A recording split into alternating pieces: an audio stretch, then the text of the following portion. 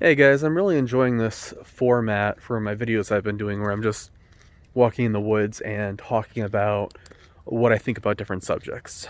I think I'm going to keep doing this more often. When I first started my YouTube channel, a lot of what I did was talking to the camera, but I got kind of intimidated because I would read the comments section and see a lot of internet trolls like twisting what I was saying and trying to make it like I was saying something else. Um, and at the time, I didn't realize that a lot of people out there are just not genuine. They don't want to know what's true. They just want to say whatever they believe. And it talks about that in Proverbs. It says, "A fool does not care about understanding, but only in airing his own opinion." And that's something I've seen a lot with people over the years. I've seen it with people I've met on Facebook. I've seen it with relatives quite a bit. I've seen it I see it a lot.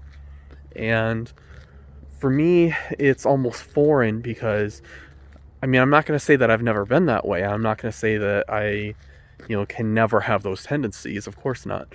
But, hey, there's a squirrel. Hi, squirrel. Let's see how close I can get. Hi, squirrel. Oh, wow. I'm getting pretty close.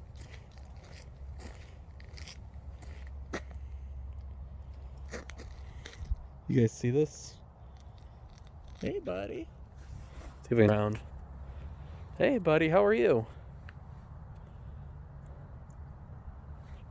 I'll zoom in a little. You guys, I am actually quite close to this squirrel here. This is great.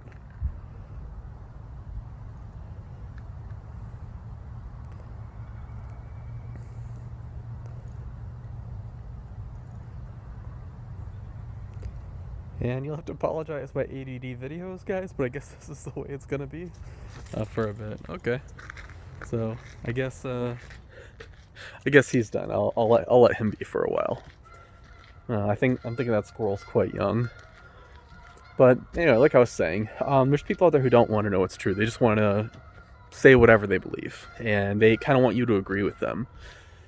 But you know what? Truth is no respecter of persons.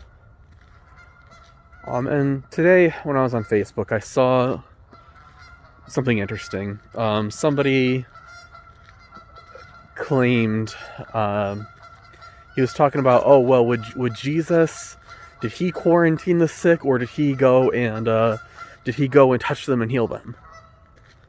It's like, my comment was, well, he went and touched them and healed them, but Jesus, was God in the flesh. So Jesus had the power to go and touch a leper and heal him.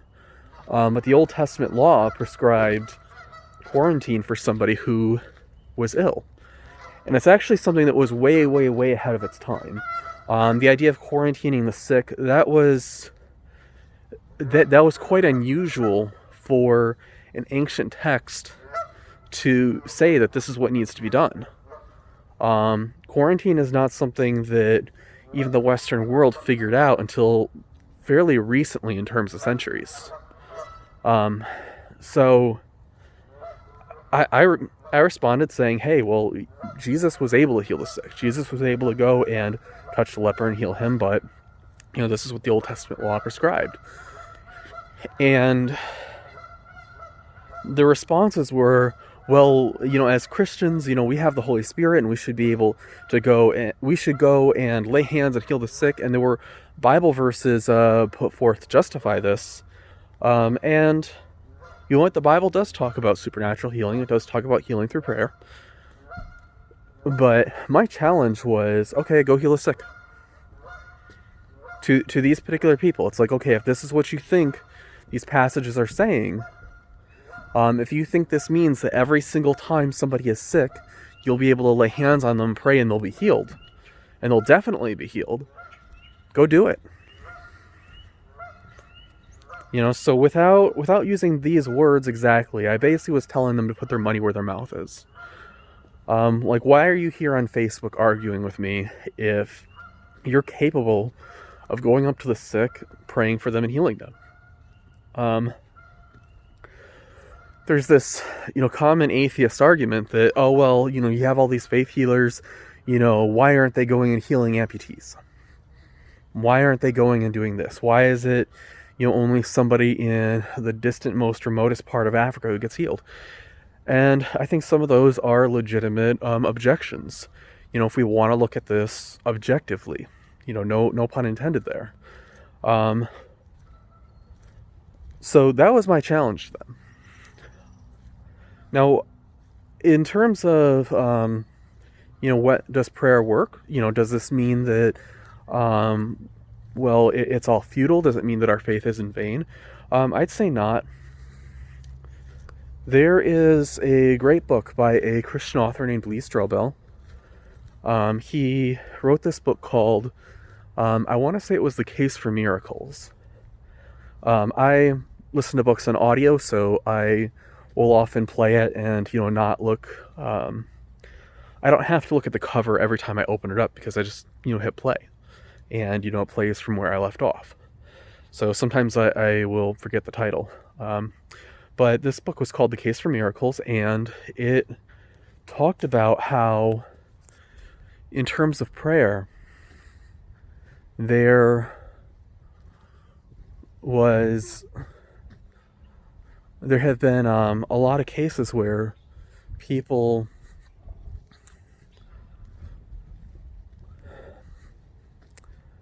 pray, for the sick and for the sick to be healed. And there were studies done.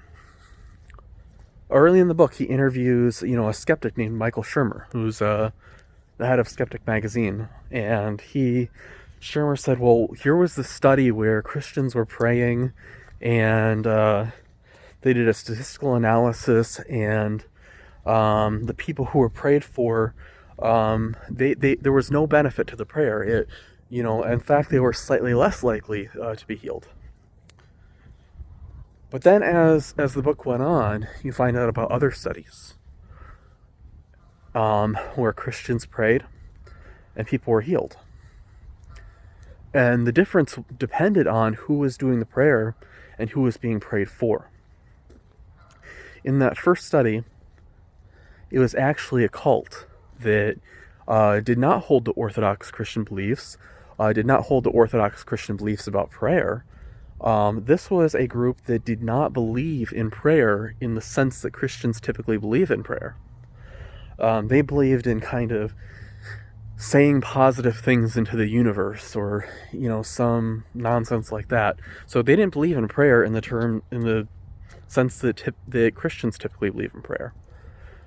So this other studies, what they did was they looked at Christians who were basically mainline Protestants, and more conventional Christians, not people from this wild cult. And they found that when they prayed for the sick, there was a statistical benefit. People who were prayed for were more likely to be healed. Things were more likely to go better for them. And these were done as double-blind studies. So this was done on the gold standard of how you would typically test a medical treatment. And some of these studies, at least one of them, was reported in a mainstream medical journal. So it was a mainstream journal, just a normal mainstream medical journal, and they said, well, here was the study that was done on prayer. Here's the data that was collected. Here's the statistical results, and here's the author's conclusions. And the author's conclusions was that prayer was indeed effective. And people complained. They said to the medical journal, well, how can you publish that? This is inappropriate. You shouldn't be publishing this. This is wrong. And the journal replied, hey, they used the standard procedure that you would use for a medical investigation like this. The statistical methods were sound. You had a double-blind study. Everything was there that was supposed to be there for a proper clinical study. And they said these were the results, and we're allowing the publication. And they said, here's the results, and they published it. Oh, here's a goose.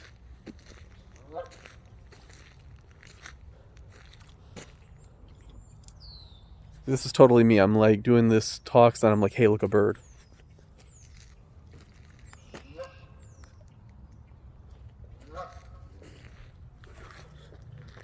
I have no idea if people are going to like these videos, but I guess I'm doing them more for me than for anybody else. So I thought that was kind of interesting. Had the results been different, had they shown that prayer doesn't work, people would have had no problem with them being published in the mainstream scientific literature. At least that's what I would presume. But because the results favored what would have to be a supernatural explanation, people did not like it.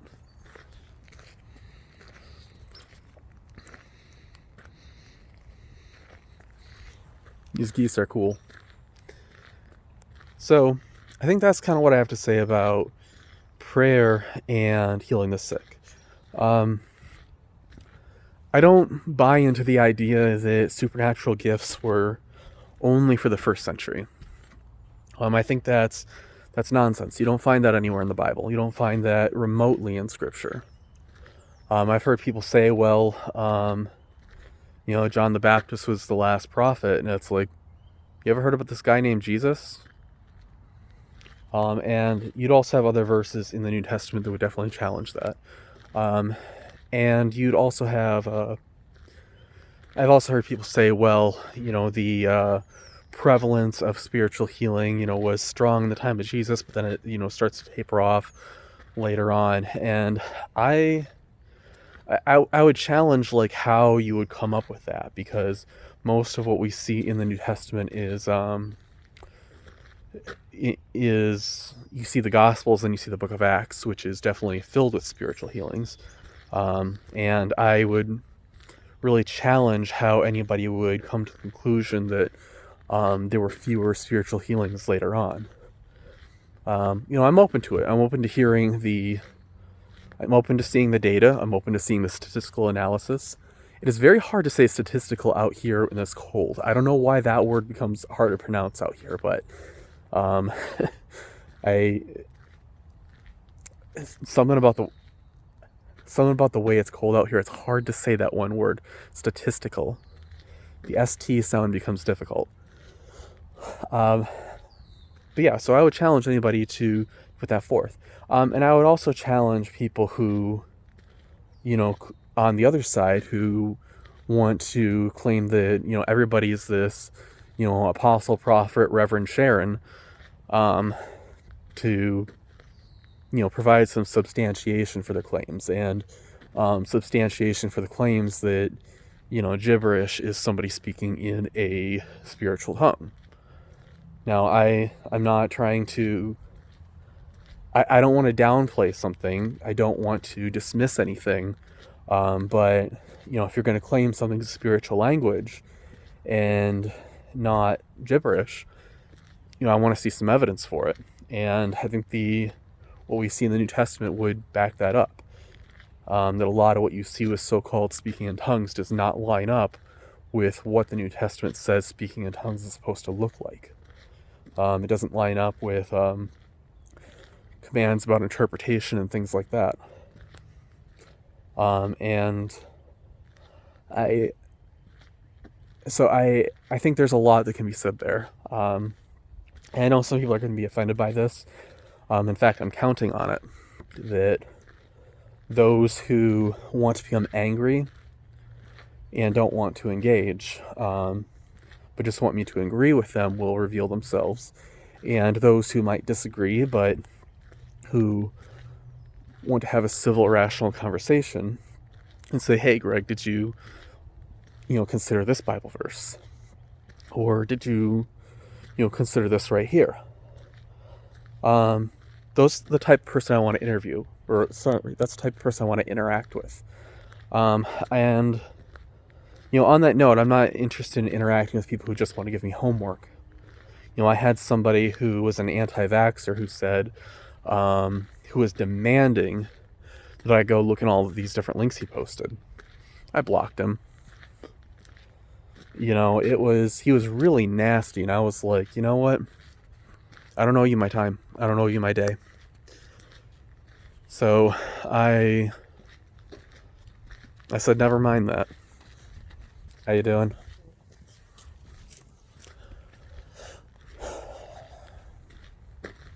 I'm really looking forward to this coronavirus thing being over, and I'm hoping my videos are doing good for some people. If they are, leave me a comment in the comments section, leave me a like, and feel free to share these videos, because I don't want to ever pay for ads through Facebook or YouTube or anything like that, because these platforms have not shown themselves to be trustworthy. My philosophy is that if I make good content, the content will spread itself, and I won't need ads. At least that's my hope. Cody Leibold may eventually change my perspective on that, as he does. But I do want that to be my core philosophy, that I think the main way something spreads is through people sharing it. So I am coming up on those leaks.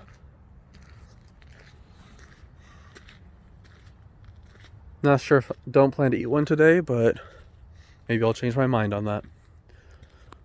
I guess one more thing before I sign off. Look at this tree.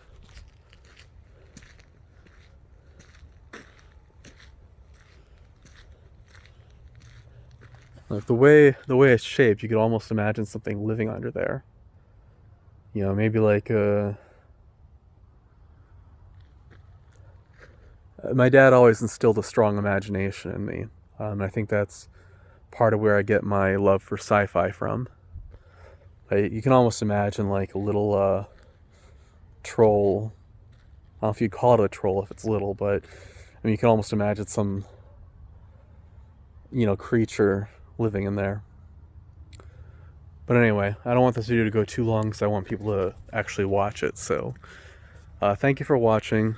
Be sure to like, comment, and share, and check out the rest of my videos. This is Greg, out.